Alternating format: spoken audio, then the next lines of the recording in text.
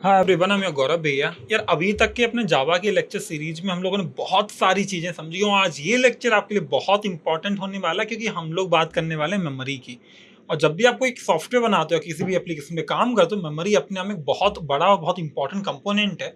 आज हम लोग देखेंगे यार हम लोग मेमोरी को कैसे मैनेज कर सकते हैं, दूसरा जावा कैसे मैनेज करता है ऑटोमेटिकली, क्या हमें उसके ध्यान रखने की जरूरत है या नहीं।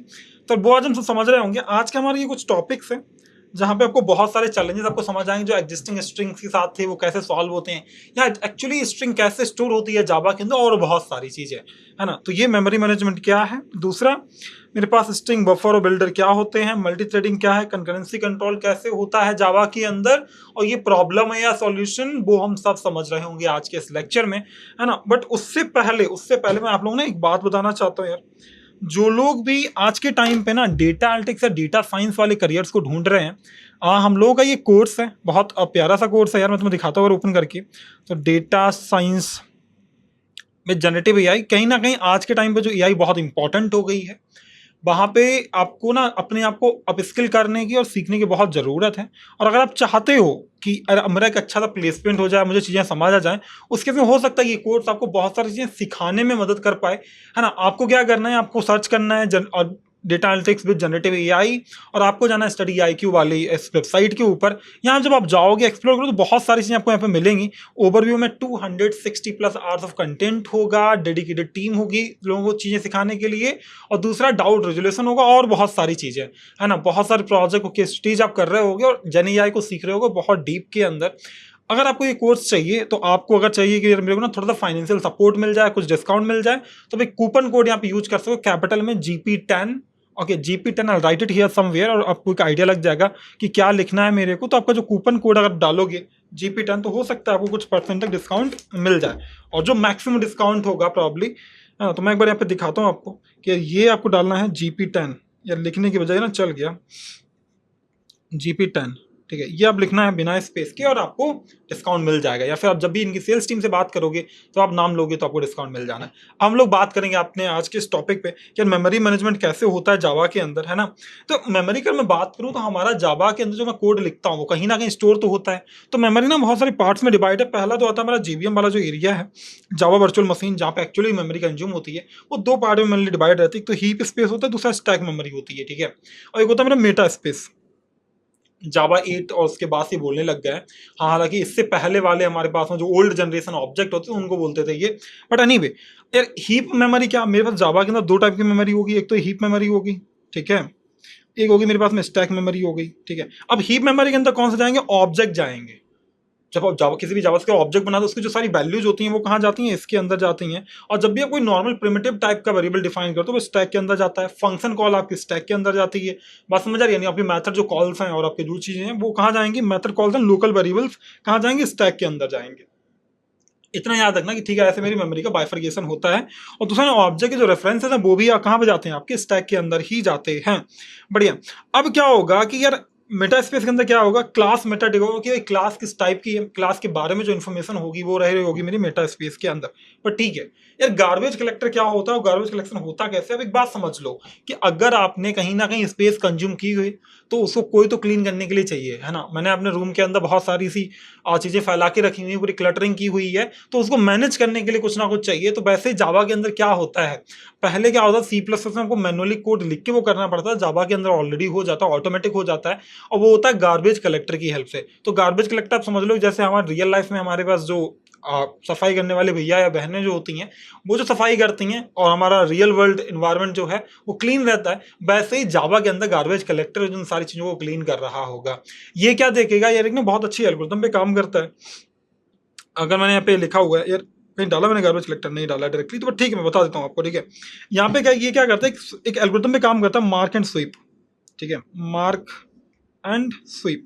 ये क्या देखता है, ये देखता है कि भाई मेरे पास क्या होगा कि मैंने देखा कि मेरी माना कि पूरे जावा प्रोग्राम के अंदर 20 ऑब्जेक्ट हैं जो काम कर रहे हैं।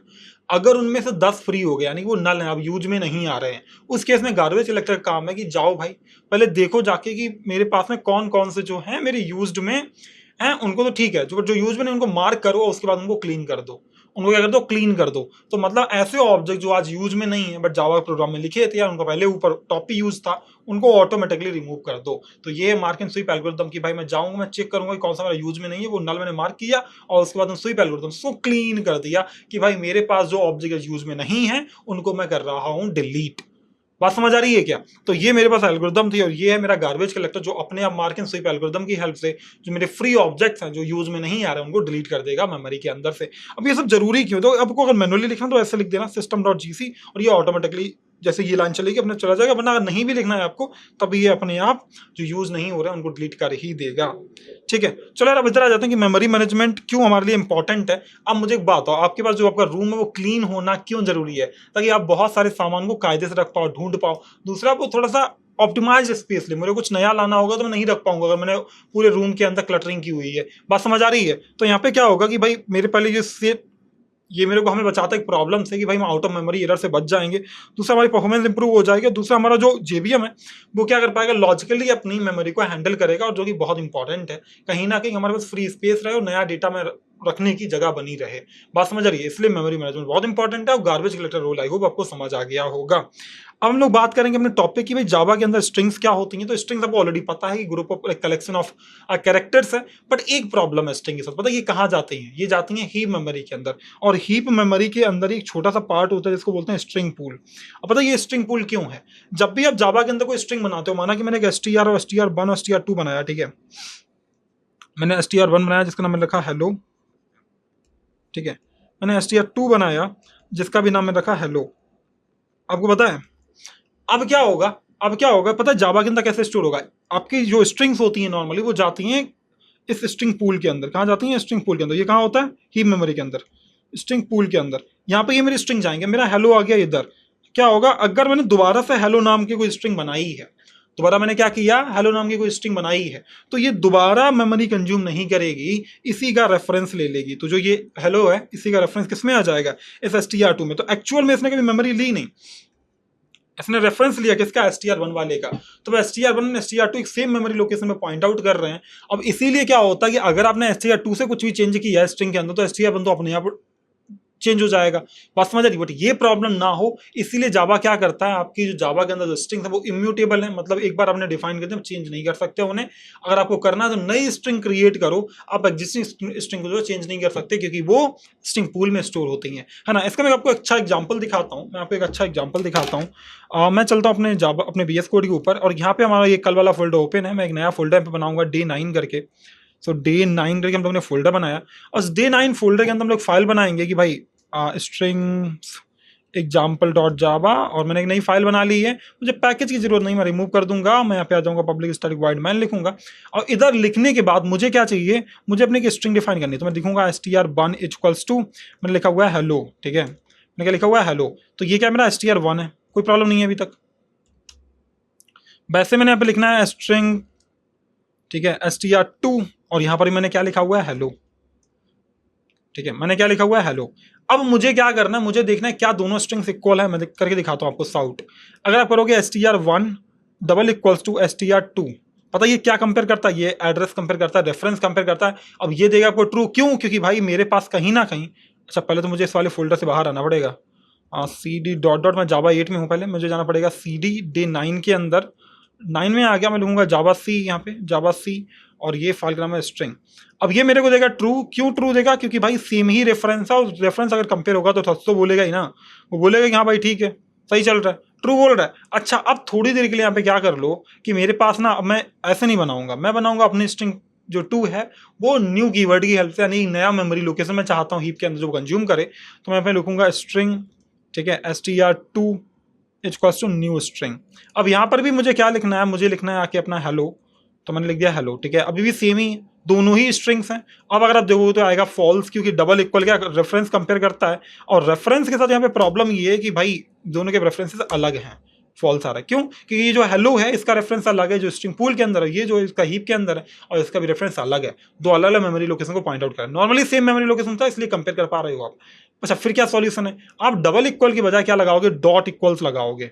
ऐसे क्या होगा कि हमेशा आपकी स्ट्रिंग जो है कंपेयर होगी, आप रेफरेंस को कंपेयर नहीं करोगे। अब ये बोलेगा ट्रू कि भाई मुझे याद रखना, जब भी जावा के अंदर आपको स्ट्रिंग कंपेयर करनी हो, आप डबल इक्वल की बजाय डॉट इक्वल्स ऑपरेटर का यूज करते हो, जिससे आपकी दो स्ट्रिंग कंपेयर होती हैं, ना कि उनके रेफरेंसेस। ठीक है, तो ये स्ट्रिंग पूल की वजह से होता है कि भाई मेरे पास ना वैल्यू को चेंज नहीं कर सकता। अब प्रॉब्लम ये कि मान लो मुझे चेंज करनी है, अपनी स्ट्रिंग अपडेट करनी है, मुझे HTML को अपडेट करना है, तो मैं कैसे करूँगा, क्या अल्टरनेटिव है मेरे पास में? तो जावा आपको दो चीजें प्रोवाइड करती है, एक तो है स्ट्रिंग बिल्डर और एक है स्ट्रिंग बफर। एक है स्ट्रिंग बिल्डर, एक है बफर। ठीक है, ये दो है मेरे पास में। अब दोनों का क्या होता है, तो स्ट्रिंग जो बफर है ये म्यूटेबल है, यानी कि आप इसको चेंज कर सकते हो, तो थ्रेड सेफ है और सिंक्रोनाइज्ड है। थ्रेड सेफ और सिंक्रोनाइज का क्या मतलब होता है, माना कि मेरे पास एक टास्क है, इस टास्क के लिए मैंने 5 लोगों से बुला, नहीं 5 अलग थ्रेड। थ्रेड क्या होते हैं, एक बड़ी सी प्रोसेस के छोटे से टुकड़े। बात समझ आ रही है? जैसे मान लेता हूँ मेरे को चाय बनानी थी, चाय बनाने के लिए मल्टीपल टास्क हैं, वो जो छोटे छोटे टास्क हैं उनको बोलोगे थ्रेड। ठीक है, अब ये थ्रेड क्या करेंगे, उस छोटे छोटे सब प्रोसेस को सॉल्व कर रहे होंगे। तो वैसे मैंने इस टास्क था मेरे पास में, अब इस टास्क प्रॉब्लम ये है कि भाई मुझे चाय बनानी थी, अब मेरे रूम में ना 5 दोस्त रहते थे, मैंने सबसे बोला यार चलो चाय बना, चलो सामान लेके आते हैं। क्या बोला, चलो सामान लेके आते हैं। अब मुझे एक बात है, सभी लोगों को मैंने बताया तो है नहीं किसको क्या सामान लेके आना, सब सामान लेके आए। अब जरूरी नहीं है कि यार कोई चीनी लेके आए या नहीं लेके आए, बात समझ, हो सकता है 2 लोग चीनी लेके आ जाए, क्योंकि उनके बीच में इंटरनल कम्युनिकेशन थी नहीं, है नहीं है, तो उसको बोलते हैं नॉन थ्रेड सेफ, या फिर सिंक्रोनाइजेशन नहीं होता, नॉन सिंक्रोनाइज्ड। ठीक है, अनसिंक्रोनाइज्ड, तो वहां पे क्या सिंक्रोनाइज नहीं है। बात समझ आ रही है? सिंक्रोनाइज का क्या मतलब होता है, आपस में सब थ्रेड्स को पता होगा कि भाई मेरे को क्या करना है जिंदगी में, मतलब मेरे को क्या काम करना है इस प्रोसेस के अंदर। बात समझ आ रही है? और जब ये पता करने में, प्लानिंग करने में आप सब टाइम लगाओगे, उस केस में क्या लगेगा, टाइम ज्यादा लगेगा। तो ये कैसा होता है, ये थ्रेड सेफ है, सिंक्रोनाइज बट स्लो होता है। कैसा होता है, स्लो होता है थोड़ा सा। जो स्ट्रिंग बिल्डर है, ये कैसा होता है, ये म्यूटेबल है, मतलब इसको मैं चेंज कर सकते हो, बट ये नॉन थ्रेड सेफ है, बट ये फास्टर है, बट नॉट थ्रेड सेफ है। क्यों? क्योंकि यहाँ पे सिंक्रोनाइज नहीं होता। थ्रेड आपस में क्या कर सकते हैं, एक दूसरे का काम ब्लॉक कर सकते हैं, रिपीटेड काम कर सकते हैं, डेटा करप्ट कर सकते हैं, ये चैलेंजेस हो सकते हैं। और इसीलिए हम लोग क्या करते हैं, स्ट्रिंग बिल्डर हम तब प्रेफर करते हैं जब हमारे लिए स्पीड मैटर करे, और बफर को तब प्रेफर करते हैं जब बेसिकली क्या हो, हमारे पास में एक्यूरेसी बहुत इंपॉर्टेंट हो। हालांकि ऐसा बहुत कम होता है कि बिल्डर के साथ में आपको डेटा करप्टेड दिखे, but there is a possibility. ठीक है, क्योंकि जब वो इंडिविजुअली काम करे तो कुछ भी कर सकते हैं यार। ठीक है, चलो यार बढ़िया। तो अब क्या होगा, स्ट्रिंग को हम लोग कब यूज करते हैं, जब मेरे बहुत फ्यू चेंजेस करने हो, यानी मुझे एक नई स्ट्रिंग बनानी तो चल जाएगा, लेकिन बिल्डर कब करेंगे, जब बहुत सारे मेरे को चेंजेस करने हो। बफर को तब करेंगे जब मल्टी थ्रेडेड एनवायरनमेंट में हम काम कर रहे हो, मेरे थ्रेड सेफ्टी का ध्यान रखना है तब। अच्छा, मुझे याद कैसे रहेगा कि भाई स्ट्रिंग बफर थ्रेड सेफ था या स्ट्रिंग बिल्डर थ्रेड सेफ था? तो यार ना, कोई बुरा मत मानना यहाँ पे, बट एक इंपॉर्टेंट बात पता है क्या है, कि आज मैंने देखा है कि जब लोग इंसान ना बिल्डर होते हैं, जो दूसरों के लिए घर बनाते हैं, उनके लिए सेफ्टी इतना बड़ा पैरामीटर नहीं होता। बात समझ आ रही? वो बोलते हैं यार कि बिल्डिंग 100 साल चले ना चले, बट अभी ना यार 2 साल के लिए एकदम दमकती दिखनी चाहिए और मस्त बिके, है ना। मतलब आई डोंट नो कि यार कितना रिलेटिव है, बट ठीक है, दैट्स व्हाट आई हर्ड। अब क्या यहाँ पे कि भाई जो बिल्डर है वो सेफ्टी का ध्यान बहुत कम रखते हैं, है ना, रखते हैं एक सर्टेन लिमिट तक, बट बहुत कहीं ना कहीं जब प्रॉफिट की बात आती है तो कहीं उसको कंप्रोमाइज कर सकते हैं। बात समझ आ रही? तो builder non thread safe, safety की बात नहीं आती। दूसरा, बफर सिस्टम में क्या है कि भाई कोई मेहमान बुरा ना मान जाए, उसको खाना कम हो ज्यादा मिला, तो बफर सिस्टम लगा दो, जाओ अपना अपना खाना उठा के खाओ। तो वो बफर सिस्टम, वहां पे क्या है, सबकी सेफ्टी का ध्यान रखा गया है ना। तो अब इतना आप याद रखना कि भाई अच्छा, मेरे पास में स्ट्रिंग बफर मतलब थ्रेड सेफ। बफर सिस्टम से सर ने स्टोरी बताई थी कि बफर सिस्टम में सबकी खातिरदारी का सामान ख्याल रखा जाता है, भाई कोई लड़ाई झगड़ा नहीं होगा, उसका सेफ्टी है। दूसरा, मेरे पास में बिल्डर वाले केस में बिल्डर तो वैसे डेंजरस होता है, डेंजरस तो नहीं होता, हालांकि बहुत अच्छा काम करते हैं वो लोग भी, बट कहीं ना कहीं जब वो करप्ट हो जाते हैं तो फिर ऐसी बिल्डिंग्स बनाते हैं जिनसे लोग दबके मर जाए, है ना। तो उस केस में क्या है, वो कैसा है, नॉन थ्रेड सेफ है, मतलब सेफ्टी प्रोवाइड नहीं करता। तो इन कहानियों से आप याद रख सकते हो कि भाई बफर सेफ है, बिल्डर अनसेफ है। सिंपल सी बात, इतना आपको याद रखना, दोनों ही म्यूटेबल है, दोनों के सेम मेथड्स मैं आपको करके दिखाऊंगा, यूज करेंगे हम लोग स्ट्रिंग बिल्डर बफर का, और इससे ना बहुत सारी चीजें बहुत फास्ट हो जाएंगी। बढ़िया, तो मैं यहाँ पे आ गया, यहाँ पे मैंने 2 स्ट्रिंग्स अपनी बनाई हुई थी। अब मैं यहाँ पे क्या करूँगा, मेरे को ना एक स्ट्रिंग बिल्डर बना था, मैं लिखूंगा स्ट्रिंग बिल्डर, ठीक है। और बफर बना दो कोई बात नहीं। बफर मैंने माना रखा है str3 equals to new string buffer, और ऐसे मैंने यहाँ पे लिख दिया। अब ये यहाँ पे क्या होगा, आप यहाँ पे कोई भी स्ट्रिंग डाल दो जो भी आपको डालनी है। तो मैं डाली हुई है हाई दिस एज IDK, ठीक है, बढ़िया। अब मुझे क्या करना है, मुझे स्ट्रिंग को रिवर्स करना है, तो मैं आसानी से रिवर्स कर सकता हूँ। मैं लिख सकता हूँ str3.reverse, बट जो रिवर्स मेथड है वो किसी और पे काम नहीं करेगा। किस पे? आपके जो ऊपर वाले 2 मेथड थे ना, जो नॉर्मल स्ट्रिंग थी str, उस पर नहीं काम करेगा, क्योंकि वो चेंज नहीं हो सकती। ये चेंज हो सकता था, आप देखोगे तो str जो 3 है वो रिवर्स हो चुकी है। मैं चला के दिखाता हूँ आपको फिर से। मैंने कंपाइल किया, मैंने रन किया, आप देखो ये क्या आ रहा है, रिवर्स हो गया। फास्ट है, आसान है ना। तो ऐसे आप कर सकते हो यहाँ पे कहीं ना कहीं कि मेरे पास में ना मुझे अब क्या करना है, इसमें कुछ जोड़ना है, मेरे को अपेंड करना है, तो अपेंड भी कर सकते हो आप। लिख लो str3। अब str3 चेंज होगा, डॉट अपेंड का मतलब होता है जोड़ देना। अब मैं चाहता हूँ यहाँ पे कि मैंने यहाँ पे कुछ लिख दिया बाय, ठीक है, दिस इज बाय, ठीक है। अब ये मैंने कुछ लिख दिया यहाँ पे, यार मुझे पता नहीं मतलब क्या लिखा, सेंसिबल तो नहीं है बट ठीक है, समझने के लिए बहुत है। तो मैंने इसको कंपाइल किया और चला के दिखाता हूँ। यहाँ पे क्या आ रहा है, बाय दिस इज बाय, ये अटैच होके आ जा रहा है मेरा str3 के अंदर। बात समझ आ रही, मुझे कोई इंडिविजुअल वैल्यू चाहिए तो मैं ऐसे कर सकता हूँ, कैर एट वाला सेम इंडेक्सेस कि इंडेक्स भी यहाँ पे जो भी स्ट्रिंग के साथ काम करते थे वो इसके साथ भी काम करेंगे, ठीक है। मेरे को लेंथ चाहिए, मैं लेंथ ले सकता हूँ, मैं लिखूंगा साउट और मैं लिखूंगा str3 डॉट लेंथ। तो सेम ही मैथड है जो मेरे पास स्ट्रिंग के लिए होते थे, और यही सेम मैथड आप लगा सकते हो स्ट्रिंग बिल्डर के लिए, बट वो है नॉन थ्रेड सेफ, वो है नॉन थ्रेड सेफ, ठीक है।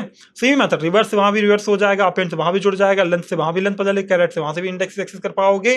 तो वही सारे मेथड्स हैं, बट फर्क है तो इनके यूज केसेस में, इनकी इंटरनल फंक्शनैलिटी में, ठीक है। तो उम्मीद करता हूं आपको ये समझ आ गया मेरा स्ट्रिंग बिल्डर और बफर क्या होता है। अब एक इंपॉर्टेंट टॉपिक है जिसको हम लोग बोलते हैं मल्टी थ्रेडिंग, और मल्टी थ्रेडिंग का जो कॉन्सेप्ट था कहीं ना कहीं हमारा यूटिलाइज हुआ था किसके अंदर, स्ट्रिंग बफर के अंदर, जहां पे मल्टीपल थ्रेड्स काम कर रहे थे और सेफली काम कर पा रहे थे। तो वही क्या होता है कि भाई मेरे पास जो थ्रेड है, ये पूरी सी बड़ी प्रोसेस है, ये स्मॉलेस्ट यूनिट ऑफ एग्जीक्यूशन होता है, उसको हम लोग बोलते हैं थ्रेड।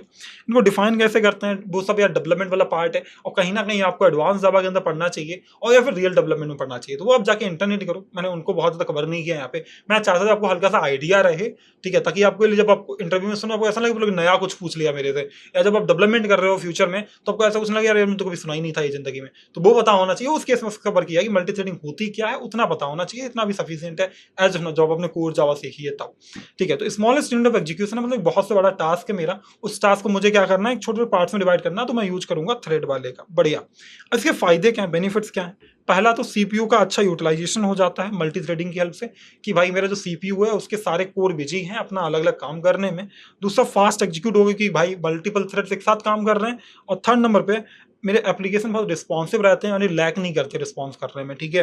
अगला, लाइफ साइकिल क्या होती है थ्रेड की, एक थ्रेड बनता है यानी जैसे ऑटोमेटिक क्या होता है, एक प्रोसेस अपने आप जावा अपने हैंडल करता है, ठीक है। अब बना भी सकते हो हाउएवर, बट जब अपने आप भी हैंडल कर लेता है तो क्या करोगे, जैसे आपने क्या किया, एक थ्रेड मेरा स्टार्ट होगा एक प्रोसेस को लेके, फिर क्या करेगा, चलाएगा, वेट करेगा सीपीयू को, भाई मेरे को रिसोर्स दो, मैं रन करने के लिए तैयार हूं, मेरे पास मेरा काम रेडी है, तुम मेरे को जगा दो, मैं चलाऊंगा, ठीक है।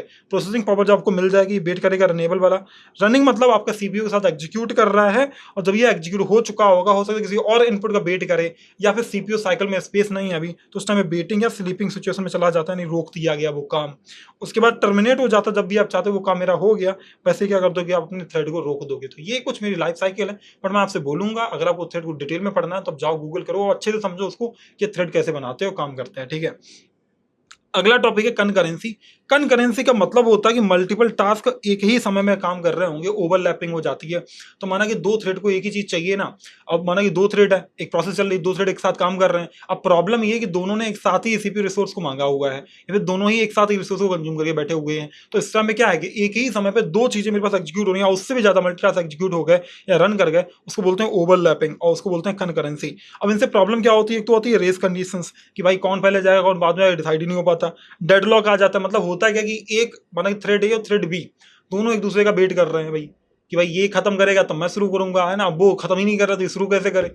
तो इसको बोलते हैं डेडलॉक, जहां पे दोनों थ्रेड्स एक दूसरे का वेट करते हैं ना, मेरा प्रोग्राम अनरिस्पॉन्सिव बन जाता है, यानी कि रिस्पॉन्ड नहीं करता, ठीक है। और स्टारवेशन का क्या मतलब होता है, स्टारवेशन का बेसिकली मतलब क्या है कि मेरे पास टाइम ही नहीं बचेगा, ठीक है, और मेरा सर्वर बोलेगा मैं रिस्पॉन्ड ही नहीं कर पा रहा, वो स्टारवेशन है। तो मैं इसको हैंडल कैसे करोगे, पहले सिंक्रोनाइज कीवर्ड का यूज करो, जिससे क्या हो जाए, सिंक्रोनाइज रहेगा तो डेडलॉक नहीं आएगा, मतलब सारे थ्रेड्स के पास कम्युनिकेशन है तो वो अपना प्रॉपर्ली मैनेज कर लेंगे। दूसरा, एग्जीक्यूटर सर्विस का यूज करो जो थ्रेड पूल को मैनेज कर रहा होगा, और लॉक्स एंड सीमाफोर्स का यूज करो जिससे आपका प्रॉपर कंट्रोल बना रहे थ्रेड्स के ऊपर, और इससे आपका कंकरेंसी कंट्रोल किया जा सकता है। एग्जाम्पल है, हाउएवर अभी के लिए इंपॉर्टेंट नहीं है, बट आप चाहो तो फ्यूचर में देख सकते हो, इन सबको आप अच्छे से समझते हो, ठीक है। कि मैंने क्या काम किया कि एग्जीक्यूटर सर्विस को लॉन्च किया, जो मेरी ये एग्जीक्यूटर है। अब ये मैंने क्या किया, न्यू फिक्स थ्रेड पूल 2 लगाए हुए हैं, इस पूल के अंदर 2 थ्रेड्स मेरे पास पड़े हुए हैं। अब ये क्या करूंगा, जैसे कोई सबमिट करेगा ना तो वैसे यहाँ पे ये प्रिंट होगा टास्क एग्जीक्यूटेड, और जैसे एक बार ये चल जाए वैसे मैं इसको स्टॉप कर दूंगा। तो हुआ क्या कि मेरा भाई एक काम खत्म हुआ, मेरे थ्रेड रुक जाए, खत्म बात। तो मैनेज कर पा रहे हैं हम लोग इस तरीके से। तो कंकरेंसी का ना प्रॉब्लम है जब सेम टाइम पे मल्टीपल थ्रेड्स या मल्टीपल प्रोसेस एक साथ चल जाती हैं, है ना, जिससे मुझे बहुत सारी प्रॉब्लम देखने को मिलती हैं, जैसे डेडलॉक हो गया, स्टारवेशन हो गया, बात समझ आ रही है सर? ये था आज के टॉपिक्स जो कि कहीं ना कहीं बहुत इंपॉर्टेंट थी। आपको एटलीस्ट थ्योरी तो पता ही होनी चाहिए अगर आप इंटरव्यू में बैठने वाले हो, और आपको इसका बहुत कोडिंग और प्रैक्टिकल देखना है तो आप जाओ एक बार स्पीड से गूगल पे सर्च मारो, कंटेंट निकालो, मस्त रीड करो। बट वो बहुत डिटेल हो जाता है, और हम लोगों ने इस कोर्स में प्लान किया था कि आपको जावा के वो फंडामेंटल बता दिए जाए कि फ्रेशर लेवल पे अगर आपका ऑन कैंपस प्लेसमेंट है तो वो क्रैक कर पाओ।